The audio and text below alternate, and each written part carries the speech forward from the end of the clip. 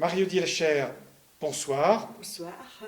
Vous êtes d'origine bressane, vous êtes installée depuis de nombreuses années, Une une trentaine peut d'années à la dire. Gaude, dans les Alpes-Maritimes. Vous avez écrit, il y a peu de temps, de manière presque inattendue, mais en tout cas c'est un bonheur pour beaucoup de Gaudois, Merci. un livre sur l'histoire de la Gaude qui s'appelle La Gaude en images, quelque chose La comme ça. Gaude mémoire en images, Voilà. mais qui date d'au moins de plus d'une dizaine d'années. Voilà, déjà une maintenant. dizaine d'années. C'est votre premier ouvrage Oui, qui était très illustré, qui était très intéressant, Mhm. qui n'est d'ailleurs plus en librairie. C'est un Épuisé. premier succès, Mhm. suivi, ça vous a encouragé, d'un livre qui fut un vrai succès littéraire, un vrai succès de librairie, Pain amer, qui est même édité en ce moment en pocket ou en livre de poche. Livre de Voilà. poche, collection pocket. Puis un deuxième roman, puis un troisième. Donc, est-ce qu'on peut parler du déclenchement de cette vocation de romancière?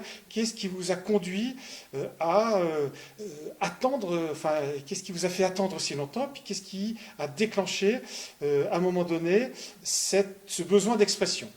Alors, le besoin d'expression, fondamentalement, c'est difficile à dire, je ne saurais pas vous l'expliquer, mais par contre, le point de départ, je le connais, c'est un événement très précis, puisqu'il s'agit d'une rencontre en Ukraine. Il y a quelques années, j'ai eu l'occasion de rencontrer en Ukraine deux personnes, et c'est une rencontre qui m'avait profondément bouleversée. Elles parlaient un très bon français, et pour cause, elles étaient nées en France, elles étaient issues d'une famille d'origine russe, des Russes blancs, et elles avaient été obligées, au lendemain de la Deuxième Guerre mondiale, de suivre leurs parents, elles étaient mineures à l'époque, de suivre leurs parents en URSS. Parce que Staline avait à l'époque promulgué un édit qui accordait non seulement le pardon aux anciens Russes blancs, mais qui les invitait à revenir dans leur ancienne patrie. Et le tout assorti avec une propagande éhontée, ce qui fait que 10 à 12 000 personnes se sont laissées convaincre, et ces 10 à 12 000 personnes qui espéraient trouver une vie bien meilleure qu'en France et qui espéraient offrir un bien meilleur avenir à leurs enfants, se sont en fait trouvées dans une situation de misère, un puits de misère insondable, celui de l'URSS des lendemains de la Deuxième Guerre mondiale, et le tout assorti à cette politique du totalitarisme avec tous ses côtés absurdes et inhumains.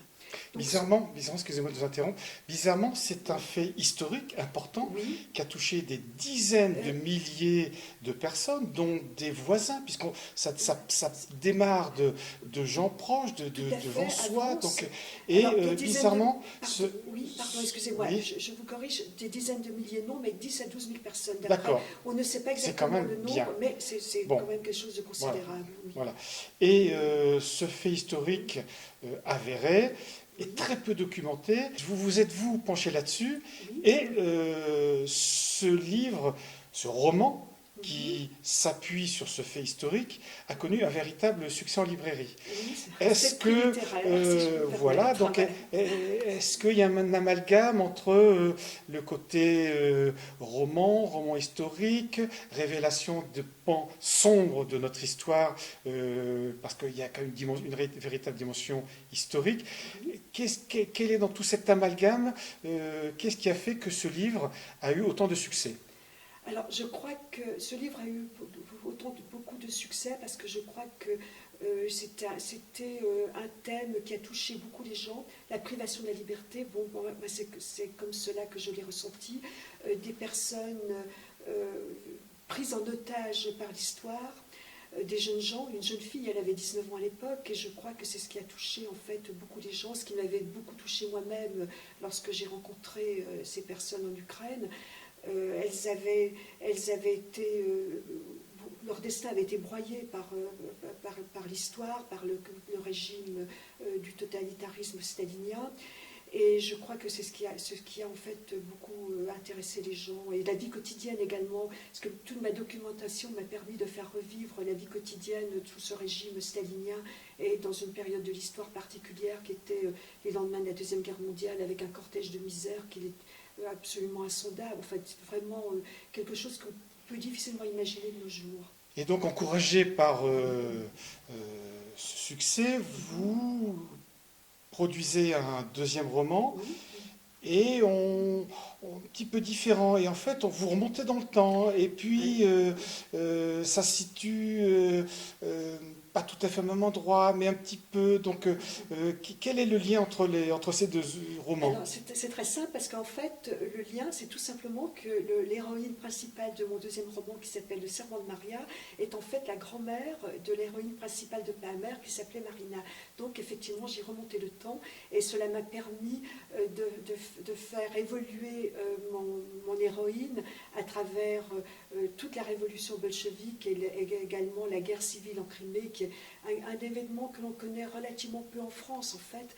Et comme Marina, pardon, comme la Marina de Palmer, sa grand-mère a été une victime de l'histoire.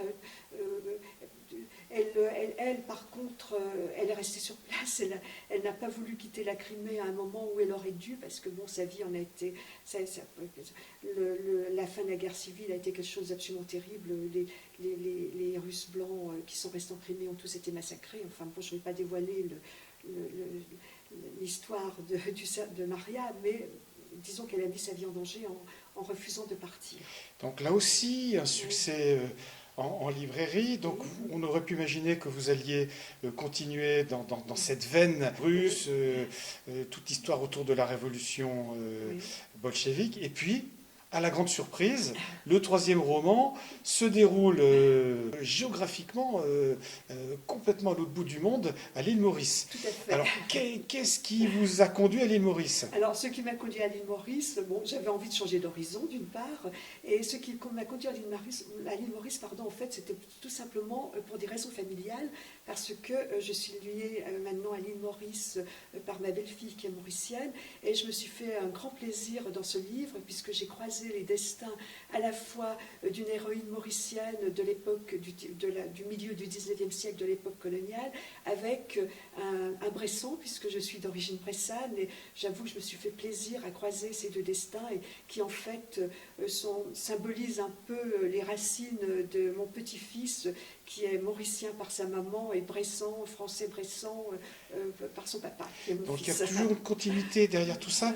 Et y a-t-il une trame, je ne vais pas dire une intrigue, puisque on est dans du roman, mais dans du roman historique. Qu'est-ce qui relie l'île Maurice, finalement, ce destin à l'autre bout du monde, et ces destins qui sont plus proches, qui nous semblent plus proches de Russes, de Polonais, de Français?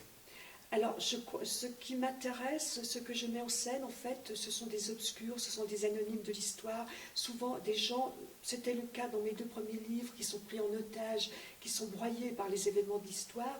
Bon, dans le deuxième livre, le troisième livre, pardon, c'est un peu différent, puisque mon héroïne maîtrise et transmet le message qu'en fait aucun destin n'est écrit d'avance, que l'on forge soi-même son propre destin. Bon, mes héroïnes des romans précédents le forgeaient aussi, mais en faisant malheureusement des choix qui n'étaient pas les bons. Et ce qui pose une question aussi, qu'aurions-nous fait à sa place? Et c'est une question que je me suis souvent posée, mais il n'y a pas de réponse, parce que personne n'est à la place des gens qui ont vécu ces événements-là. On vit, nous, dans un autre contexte historique, familial, enfin, etc. Donc il n'y a pas de réponse à cette question, mais je me la suis souvent posée. Qu'aurais-je fait à leur place? Voilà. Vos livres, justement, nous conduisent, en tout cas, même s'il n'y a pas d'éléments de réponse, nous conduisent, en tout cas, à nous poser la question, ce qui est déjà très important. Est-ce que vous êtes encouragé à continuer dans cette relation avec vos lectrices, vos lecteurs, de les amener à se poser des questions sur la liberté, la destinée? Quand on a commencé à écrire et qu'on trouve autant de bonheur que moi dans l'écriture, on ne peut pas s'arrêter, bien sûr. Et la page blanche, c'est un tel espace de liberté. Je crois que c'est un des plus bels espaces de liberté qui existent. On maîtrise tout, ce qui est peut-être assez illusoire, parce qu'enfin, dans la vraie vie, on ne peut pas tout maîtriser. Mais donc oui, je continue, bien entendu, je continue. Et ce que j'aime aussi, c'est que le livre, une fois qu'il est sorti en librairie, bon, il ne nous appartient plus, bien entendu, il appartient au lecteur. Et pour moi, c'est un pont, le livre est un pont entre mes lecteurs, mes lectrices, mes lecteurs et moi-même. Et ça, pour moi, c'est la cerise sur le gâteau, si je puis dire. Ça fait partie des grands bonheurs de l'écriture. Le pont est donc maintenu. J'espère. Et donc, on peut imaginer qu'il y a quelque chose en préparation.